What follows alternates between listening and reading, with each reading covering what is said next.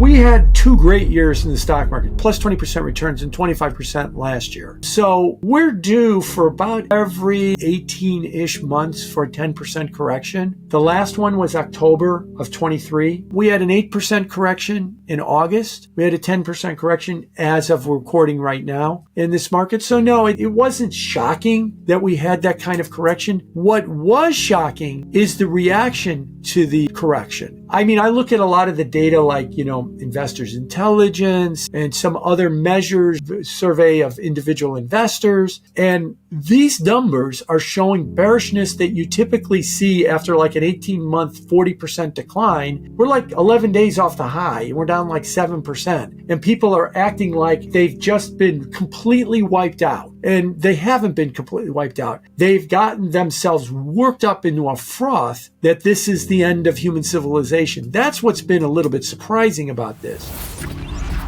Typically on these type of corrections like August, first of all, it's hardly news. And second of all, if it is news, it's people saying it's a great buying opportunity. Not that, the world is coming to an end. Not that we have to have Scott Bessent come on Meet the Press. We're recording on a Monday. He was on the day before, where Kristen Walker is almost salivating. Oh my God, the stock market's down. Is this it? Is this it? Are we going to have a recession? Is human civilization going to end? Would it be better if an asteroid hit us? Basically, that's almost what they were trying to hyperventilate to him about. I'm like, we're down 9% and we're starting to act like that on the stock market. So that's the part that's been surprising, is the complete overreaction to such a move. It's not a horrible thing, because for every buyer there's a seller. I would like to see home prices come down, right? Well, that screws all the people that own homes. What do you have against them? I'd like the people that don't own homes to be able to afford one. That's what it is offering as an idea. So yeah, there is a equilibrium price out there for all this stuff. And if we get on the wrong side of that equilibrium price, we price people out of homes. Bringing those prices down makes them more affordable. We price people out of equities.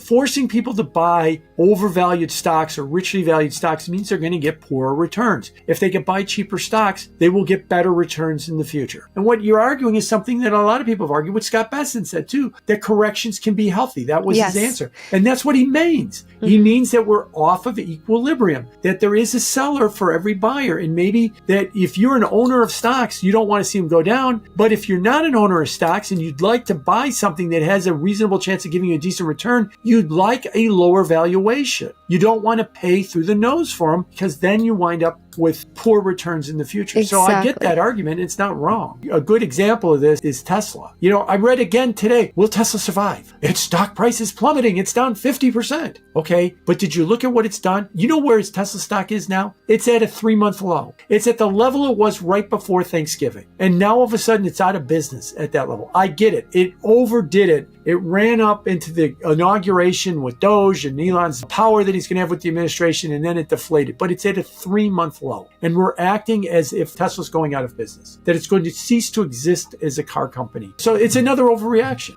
People used to view the 60-40 portfolio as, why did we own 40% of our portfolio in bonds in 2019? It was crash insurance. You own 60% in stocks because that was the zero interest rate world where we were money printing and we were pushing prices up 15 or 20% a year. The S&P 500 would go up 15% a year. So get 60% of your money in stocks, they go up 40% of your money in bonds, because what happens when stocks wobble? We get a risk-off rally. Bonds are crash insurance. Today, you're looking at owning bonds because they're a low beta version of the stock market. The stock market is not going to be this runaway train of just making disgusting money here and there just by owning broad indices. But bonds will become a low beta version for a lot of people that might be listening to this call, depending if they have less risk tolerance. They might be saying, I could get 80% of the stock market's return with 30% of the volatility, down up 2, up 8, up 2, up 8, average 5, where stocks might be up 15, down 15 or something like that, averaging 6. I'll take the bond market. I'll take most of it with less volatility. And so it does become an alternative for some people. And you see that because the bond ETFs are setting all-time inflow records right now because of that yield. People are saying, thank you very much. I'll take that yield. And I won't have to worry about the gyrations in the stock market. In Siegel's book,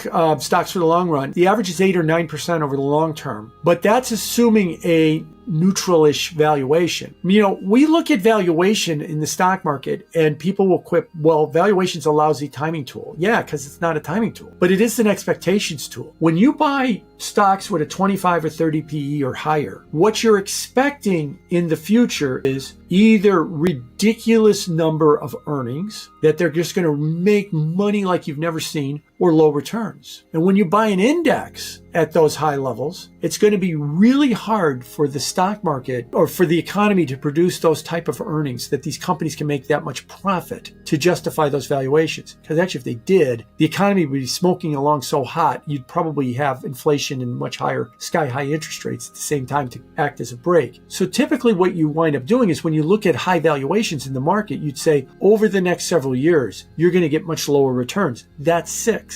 So yeah, you might average 6% over the next several years. And by the way, what Siegel will also say in his book is, what is the long-term earnings growth in the economy? It's about 9. So a decade of stocks returning 6, earnings growing at 9 will correct the valuation. So that's how you wind up correcting the valuation over time. At the index level, it's going to be a struggle, but look at European stocks are on fire right now. So there'll be opportunities away from just buying the index to make money.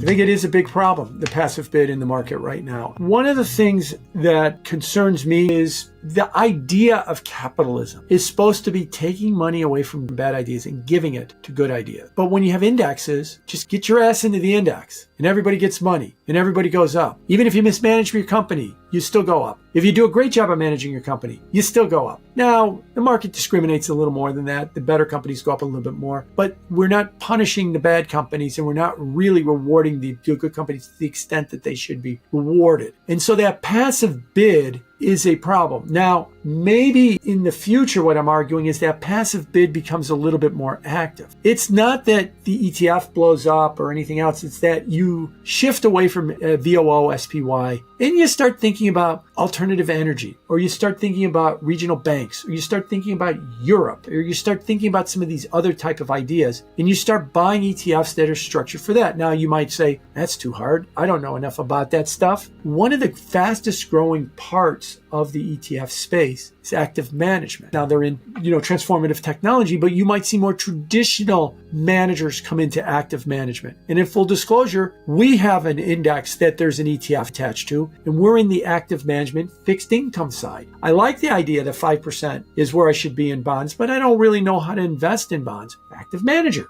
give it to a professional manager. It's an ETF. It's as easy as buying Microsoft is where we're going to go. So that the structure of the ETF will remain, but the buying of just the passive indexes hopefully will dissipate into much more nuanced type of stuff. And if it's too nuanced for you, active managers are the way to go down that line. And I think that would probably be a better idea, because then we'll get back to the premise of capitalism. If you got a good idea, you get money and you get rewarded. And if you got a bad idea, we take it away from you and you're punished. And we're not getting as much of that as we used to get.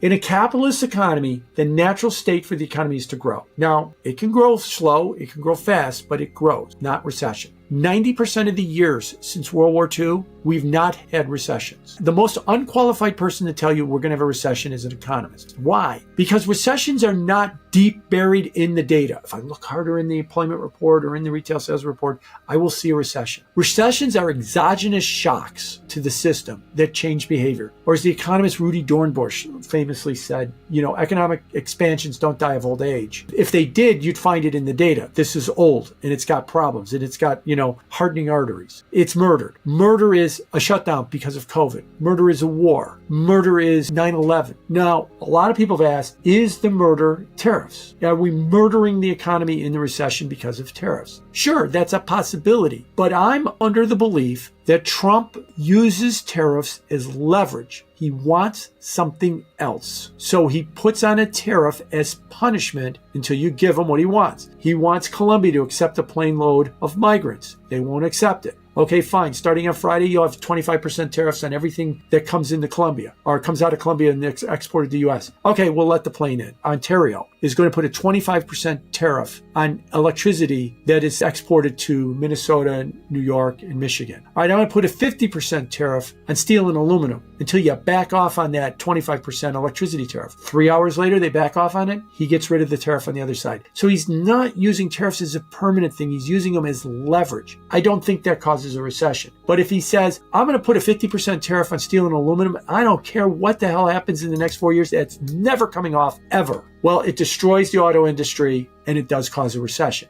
What has been the argument that we have been making, right? We have $36 trillion of debt. Where did we get most of that debt? For decades, that was fighting communism, fighting terrorism, funding the Ukraine war, the Gulf Wars, all of that stuff. And we've been the lead and we've spent the most amount of money. And our budgets have been 4, 5, 6% military. Where in Europe, they've been 1 or 2% military. We've kept the world safe. We've racked up a lot of debt. That debt is now a national security issue. So this is the argument. We're going to turn to them and say, look, you owe us, man. Here's a bill. Pay this bill for security. And believe it or not, Europe has said, we agree, we're going to pay for security, but we're not going to pay you. We, Europe, are going to spend trillions of dollars on security. We're going to bring up standing armies. We're going to buy ships. We're going to buy planes. We're going to buy guns. And the theory is, well, okay, if you do it, then we could do less of it. We don't have to be the cop of the world. You could be part of the cop of the world as well, too. There's issues there in Europe because they've got diverging interests. Spain announced today in the FT that they're going to greenwash. Oh, yeah, we got this green initiative. We're just going to call it defense spending. And that doesn't sound like you're buying guns and planes with your defense spending. You're just going to do more green stuff as well. But then on the other side of the equation is you got Poland. Poland says, we're going to have our own 500,000 man army, and we want the French to give us nuclear weapons because we share a border with Russia, and we got to protect ourselves against Russia. Whoa, they're starting to sound really hawkish in Poland. So they've got two polar opposite views of what defense spending means, is what I'm trying to bring up. But nevertheless, that's part of what we're starting to go towards, is a lot of our debt has been security. And now the argument is the bill to pay. You could go back and you could say with the status quo in our country, well, we should have the rich pay for it. They don't have enough money, but there's a bigger pile of money and it's the rest of the world. Send them a bill for defense. And that's what we're doing. Now, part of that could be you open up the shipping lanes in the Red Sea and then, you lower the inflation costs for Europe. And then you turn to them and go, you owe me a lot for doing that for you. We did that for you. And so that's part of this whole thing right now.